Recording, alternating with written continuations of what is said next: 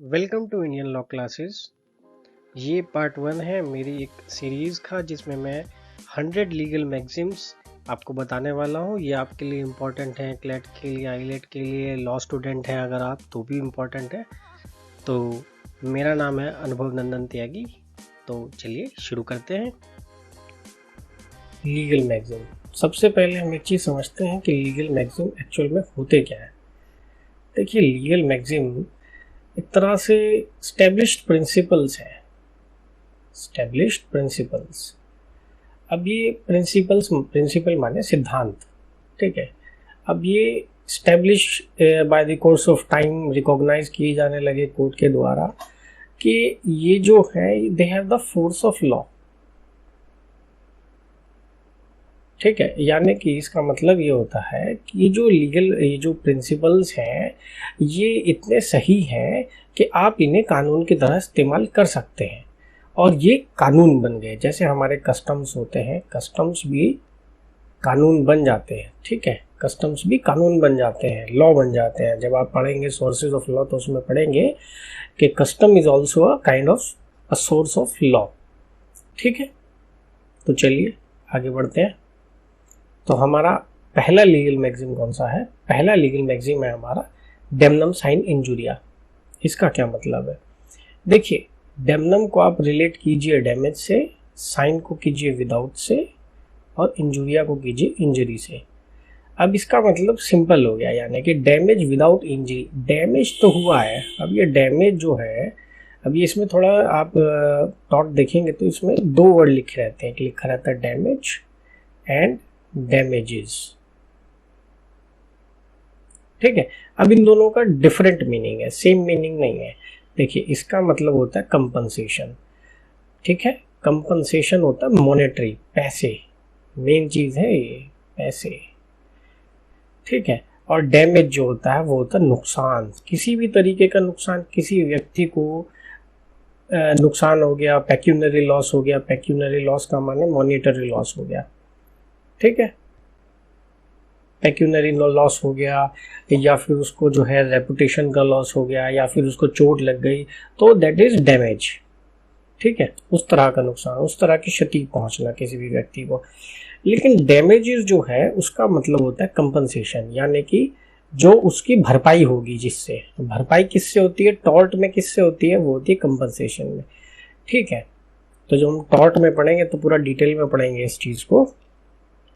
चलिए, तो अब यहाँ पर क्या हुआ, डैमेज विदाउट इंजरी, बिना किसी इंजरी के। अब यहाँ पे इंजरी को भी हम थोड़ा समझ लेते हैं। इंजरी एक्चुअल में ये है लीगल इंजरी, ठीक है। लीगल इंजरी माने यानी कि आपका कोई लीगल राइट था जो कि वायलेट हो गया, हनन कर दिया किसी ने इसका, ठीक है। यानी कि आपका जो ये लीगल राइट था इसको किसी ने वायलेट कर दिया। इसका दूसरा वर्ड जो यूज करते हैं लॉ में, इन्फ्रिंज भी यूज करते हैं।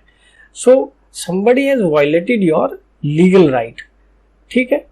अब आपका अगर कोई लीगल राइट वायलेट कर देता है और डैमेज नहीं होता है, डैमेज विदाउट लीगल इंजरी, नहीं, इसको डैमेज विदाउट लीगल इंजरी, यानी कि डैमेज तो हुआ बट इंजरी, कोई लीगल इंजरी नहीं हुई।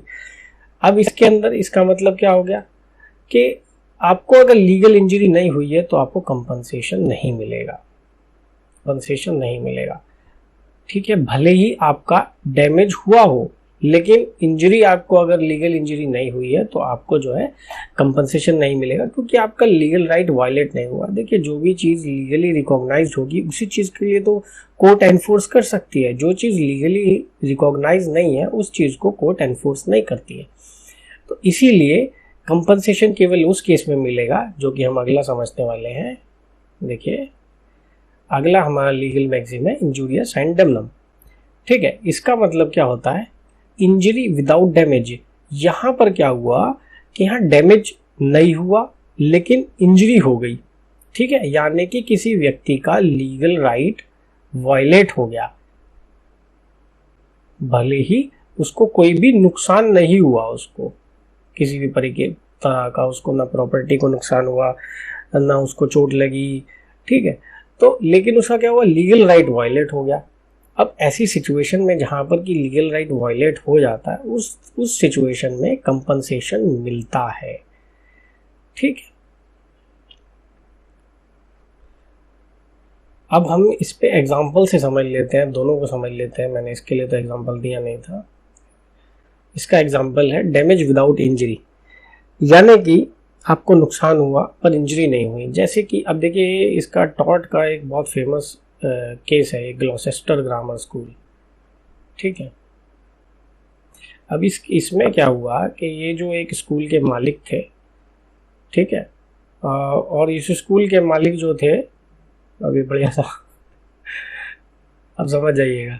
ठीक है, एक स्कूल है ये, ठीक है, इसके मालिक थे और इसके बगल में एक और स्कूल खोल दिया गया।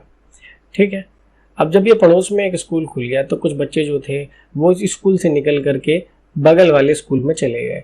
अगर वो जब उसमें चले गए तो इसको मॉनेटरी लॉस हुआ।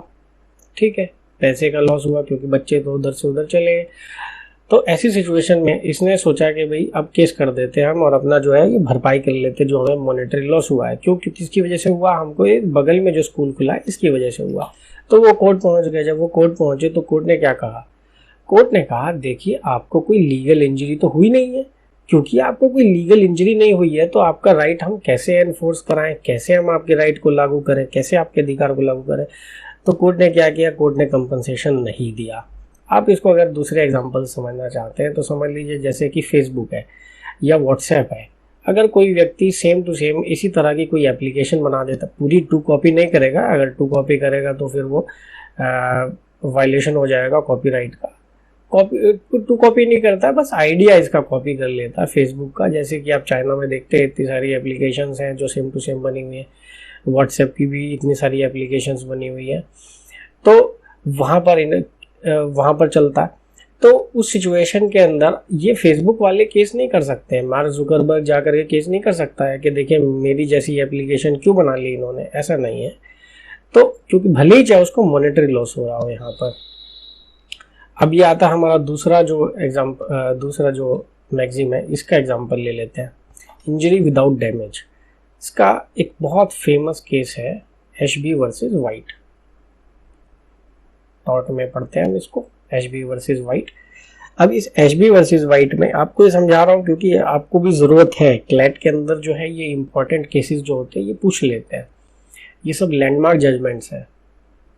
तो एशबी वर्सेस वाइट क्या केस है, इसमें क्या हुआ कि एक पेटिशनर जो है, अब देखिए पेटिशनर और डिफेंडेंट दो होते हैं। पेटिशनर वो होता है जो कि केस फाइल करता है और जिसके खिलाफ करता है उसको बोलते हैं डिफेंडेंट। ठीक है, अब ये जो एक्स है इन्होंने वाई के खिलाफ केस किया। क्यों, क्योंकि एक्स जो थे, एक्स गए थे वोट करने के लिए। जब वो वोट करने गए तो वहां पर उनको रिटर्निंग ऑफिसर ने वापस कर दिया। उन्होंने कहा नहीं, आपको वोट देने नहीं दिया जाएगा। तो एक्स जो थे वो वोट करना चाहते थे। अब एक्स का क्योंकि ये लीगल राइट था वोट करने का और इनके इस लीगल राइट को वायलेट कर दिया वाई ने, तो ऐसी सिचुएशन में क्या होना चाहिए, तो वो कोर्ट चले गए और कि भाई मेरा ये लीगल राइट वायलेट हुआ है, इसको एनफोर्स कराइए, नहीं तो मुझे कंपनसेशन दीजिए इस चीज के लिए। तो जब वो वहां पर पहुंचे तो कोर्ट ने इस बात को रिकॉग्नाइज किया कि हाँ, इनका जो लीगल राइट है वोट करने का वो वायलेट हुआ है। अब देखिए इस सिचुएशन में हमें ये भी समझना है कि विदाउट डैमेज नहीं हुआ यहाँ पर। क्यों, क्योंकि जिस पार्टी को ये वोट करना चाह रहे थे उस पार्टी वो तब भी जीत गई, भले ही इन्होंने वोट नहीं किया लेकिन वो तब भी जीत गई। तो भले ही चाहे डैमेज हो या ना हो, भले ही कोई नुकसान पहुंचा हो या ना पहुंचा हो, पर अगर लीगल राइट आपका वायलेट हो जाता है, लीगल इंजरी हो जाती है आपको, तो आपको कंपनसेशन मिलता है। चलिए अब हम अगले मैगजीम पे आ जाते हैं।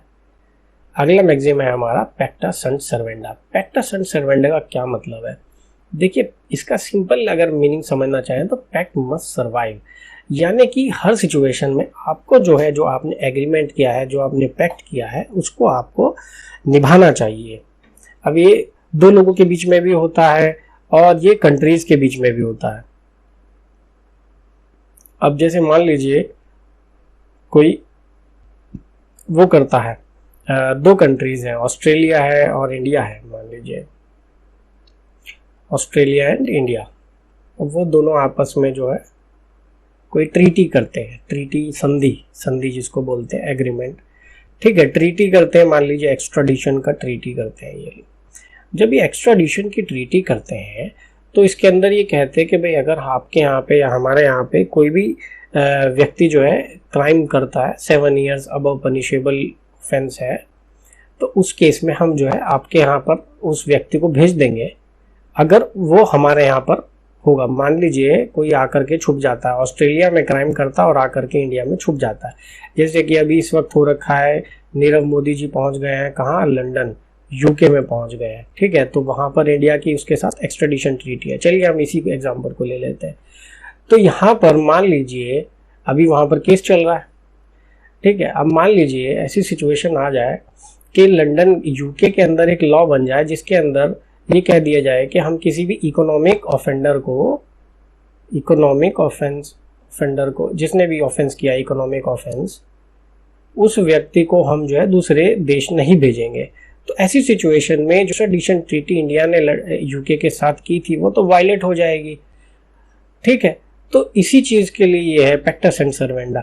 तो इंडिया क्या कर सकता है, इंडिया जा सकता है कहाँ, इंटरनेशनल कोर्ट ऑफ जस्टिस में, और वहां जाकर कह सकता है कि देखिए ये अपने पैक्ट को मान नहीं रहे हैं, इन्होंने हमारे साथ एग्रीमेंट किया है, हमारे साथ ट्रीटी की है, लेकिन ये खुद ही उसको नहीं मान रहे और ये हवाला दे रहे हैं हमको कि उनके यहाँ पर लॉ बना है जिसमें इकोनॉमिक ऑफेंस वाले व्यक्ति को आप एक्स्ट्राडाइट नहीं करेंगे। तो ऐसी सिचुएशन में यूके को क्या करना होगा, अपने उस लॉ को हटाना पड़ेगा। जैसे अगर हम देखेंगे तो हमारे भी आर्टिकल 51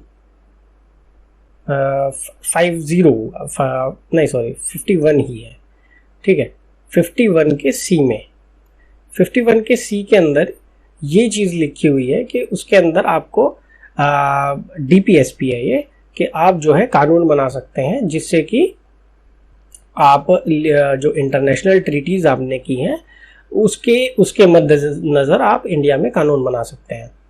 अगर आप आर्टिकल 253 ये भी देखेंगे तो आपको पता लग जाएगा कि यही सेम चीज है इसमें भी। चलिए अगला मैगजीम लेते हैं। अगला मैगजीम है एक्शो पर्सनलिस मोरिटूर कम पर्सोना।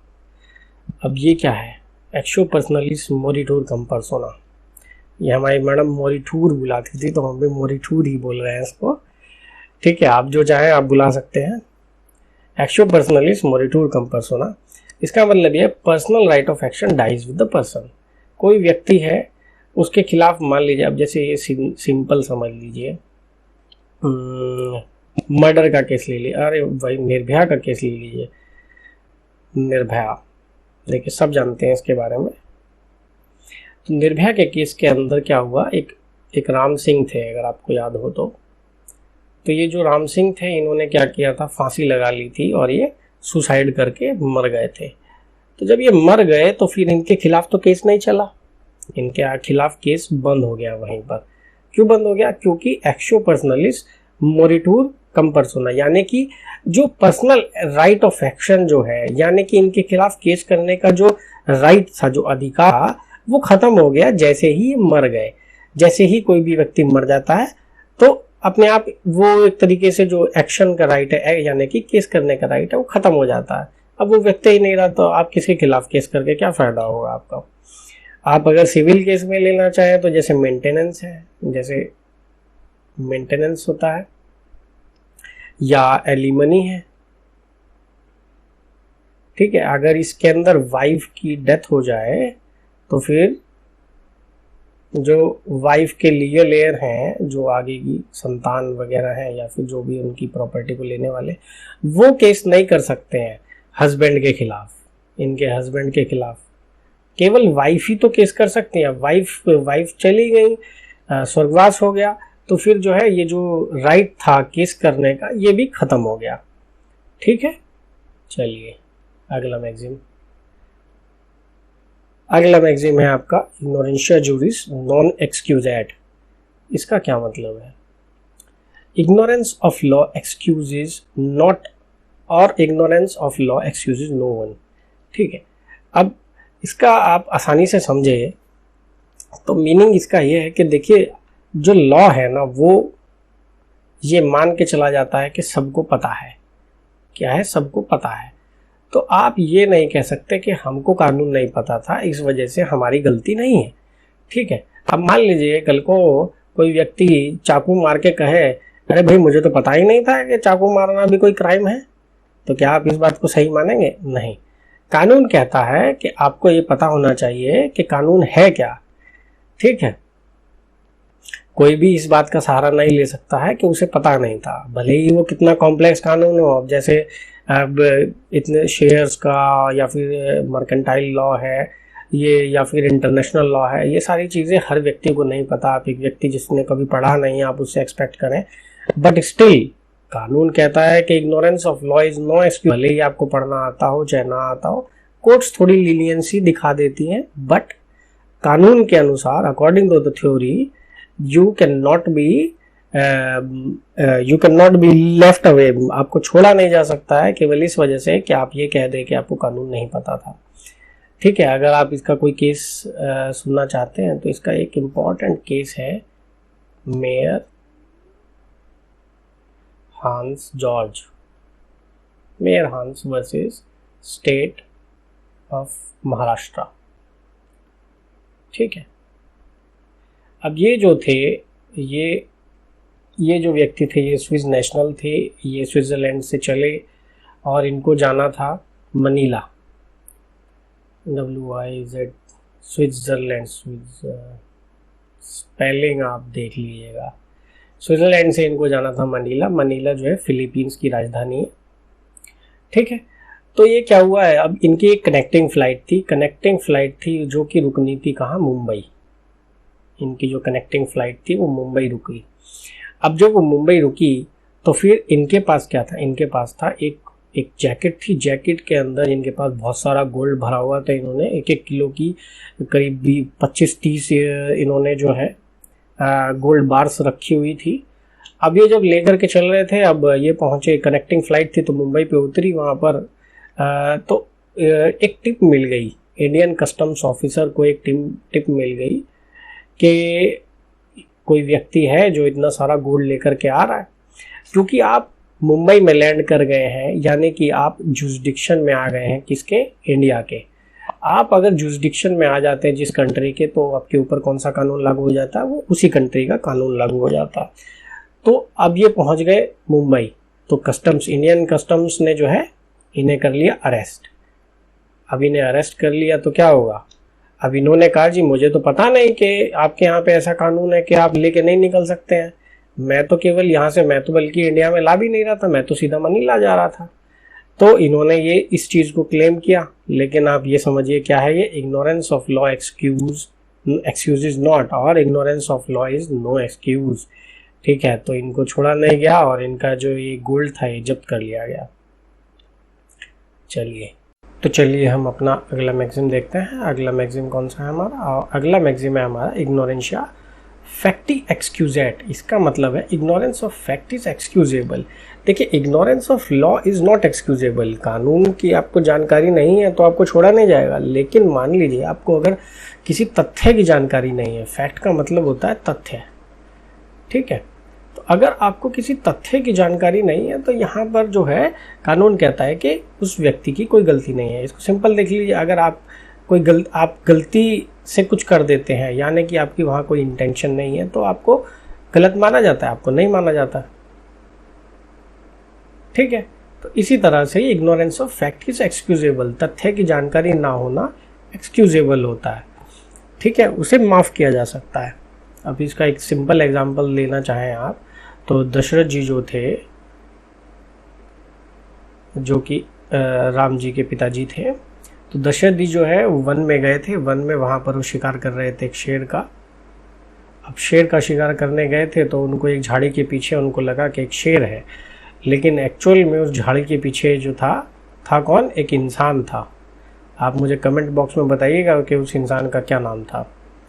ठीक है, तो वो तीर चला देते हैं। वो सोचते हैं कि वो किस पे चला रहे हैं, वो सोचते हैं कि वो शेर पे चला रहे हैं, लेकिन जा करके लगता है वो इंसान को, और इंसान की वहाँ पर क्या हो जाती है, मृत्यु हो जाती है। ठीक है, डेथ हो जाती है। तो यहाँ पर according to law he is not liable. ठीक है, इन्हें लायबल नहीं माना जाएगा।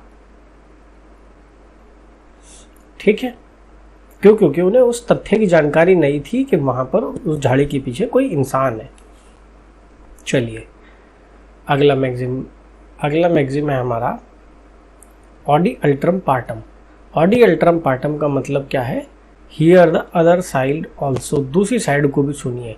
और दूसरा, no man shall be condemned unheard. अब किसी भी व्यक्ति को आप एक सिंपल सा एग्जांपल लीजिए। मान लीजिए आप अपने घर में दो भाई बहन हैं, ठीक है, और जो है आप दोनों की आपस में लड़ाई हो जाती है किसी चीज़ को लेकर के, और जो है आप जो है अपने फादर के पास जाते हैं। ठीक है, अब फादर के पास जाते हैं और जो है फादर जो है आपकी तो सुनते नहीं हैं, आपके भाई आपकी बहन की सुन लेते हैं, आपकी बिल्कुल नहीं सुनते हैं, और आपको जो है दो चपत लगा देते हैं, दो भैया से चपत लगा देते हैं आपको। हाथ भी ऐसा ही बन रहा है। ठीक है, आपको दो चपत लग गए तो आपको क्या लगेगा, देखिए पापा ने कितनी गलत किया है मेरे को पहले सुनी नहीं, मेरी बात सुनी नहीं, और जो है भैया की या बहन की बात सुन करके मेरे थप्पड़ लगा दिया, ये कितनी गलत बात है। ठीक है, ऐसे ही लॉ भी यही कहता है कि कोर्ट जो है, कोर्ट के सामने दो पार्टी आती हैं, पेटिशनर और डिफेंडेंट, जिसको आप प्लेंटिफ और डिफेंडेंट भी कहते हैं। तो प्लेंटिफ और डिफेंडेंट आते हैं तो आपको दोनों पार्टी की सुननी पड़ेगी। ऐसा नहीं है कि आप केवल प्लेंटिफ की सुन करके या फिर केवल डिफेंडेंट की सुन करके आप कोई जजमेंट दे देते हैं, तो वो जजमेंट जो होगा वो that will be against natural justice. Natural justice का हनन करता है वो judgment, it will be against natural justice. अब देखिए आप इस चीज़ को याद कर लीजिए हमेशा के लिए लॉ के अंदर, कि जो भी जजमेंट नेचुरल जस्टिस के खिलाफ होगा it would be null and void, उसकी कोई वैल्यू नहीं है in the eyes of law, it is null and void. ठीक है, तो वो नेचुरल जस्टिस के खिलाफ हो जाएगा एकदम बेसिक। तो आपको इसी वजह से दोनों साइड को सुनना पड़ेगा, उसके बाद ही आप एक जजमेंट पर पहुंच सकते हैं, क्योंकि informed judgment is that judgment जिसके अंदर आपने दोनों पक्षों की बात सुनी हो। चलिए अगला मैगजिम, तो हमारा अगला मैगजिम है एडहॉक। एडहॉक का मतलब होता है पर्टिकुलर, किसी भी पर्टिकुलर चीज़ के लिए, पर्पस के लिए, फॉर अ पर्टिकुलर पर्पस कोई भी चीज़ की जाती, जैसे कि एडहॉक कमेटी होती है, जैसे एडहॉक टीचर होते हैं। ठीक है, यानी कि कोई एक कमेटी जो है, अब जैसे निर्भया वाला केस ही ले लीजिए, निर्भया वाले केस के अंदर एक कमेटी बनाई गई थी, आप मेरे को नाम बताइएगा कमेंट बॉक्स में कि उस कमेटी का नाम क्या था। ठीक है, एक हाईकोर्ट जज थे, उनके उसमें अध्यक्षता में, चेयरमैनशिप में बनाई गई थी, दिल्ली हाई कोर्ट के जस्टिस थे।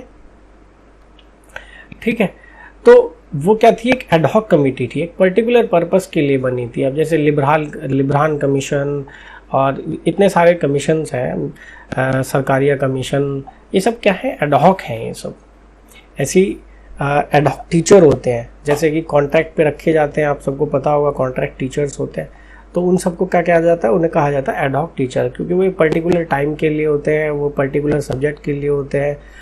ठीक है, तो दैट इज एडहॉक। चलिए अगला मैगजिम कौन सा है हमारा, अगला मैगजिम है हमारा डी ज्योर, बाय लॉ। ठीक है, इसको डी ज्योर को और डी फैक्टो दोनों को एक साथ ही समझेंगे हम। देखिए डी ज्योर का मतलब होता है बाय लॉ, कानून के द्वारा, कोई भी चीज़ कानून के द्वारा की जाती है। जैसे पार्लियामेंट है, पार्लियामेंट लॉ बनाती है, तो उसको क्या बोलेंगे हम, लॉ, डी ज्योर। ठीक है, अब ये क्या कह रहा है, डी ज्योर एग्जाम्पल है, de jure censorship of press is unquestioned evil in itself. यानी कि कानून बना करके आप किसी जो है आप प्रेस को, मीडिया को आप जो है सेंसर कर रहे हो, वो एक बहुत ही गलत काम है, अनक्वेश्चनड इविल है, इट इज़ बहुत ही इविल है एक।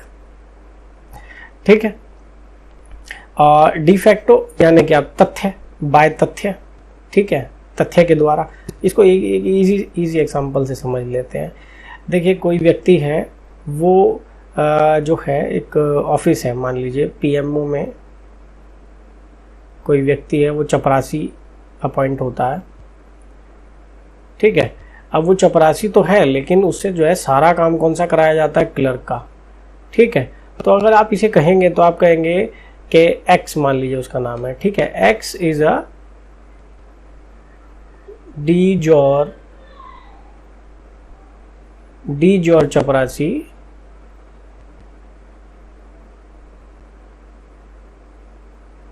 But a de facto clerk.